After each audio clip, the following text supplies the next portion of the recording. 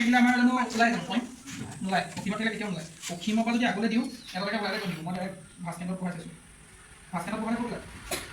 অটল আপোনাৰ গঠিত ৰশ্মি চক্ৰ হ'লে কি হয় শৰ্ট আৰু ওলোটা হয় নাই তো ওলোটাটো এইটো প্ৰমাণটো ইয়াতে হ'ব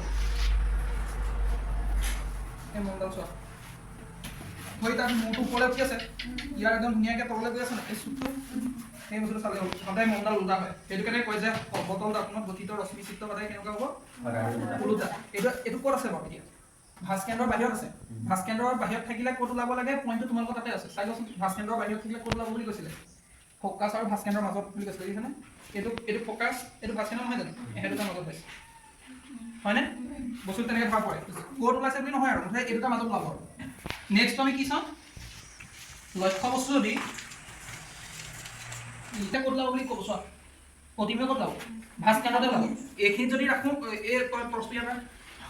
এইখিনি যদি ৰাখোঁ ৰিজাল্টটো ইয়াতে ওলাব লাগে তেতিয়া অকণমান ওপৰতে ওলাব চাগে থাকিব ন পৰীক্ষা এইটোৱে ওলোটাটো এইটো আৰু ধুনীয়াকৈ ইয়াতে একদম ফ'কাছৰ কোণত ওলাব লাগে ভাজ কেন্দ্ৰৰ মাজত এইটোৱে জানে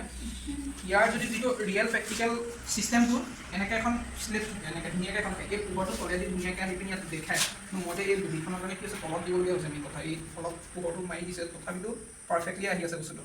এইটো দেখিছা নাই ইমান জোখত আহিছে তই দেখিলি নাই বাদ দিয়ক মই কালি দেখিম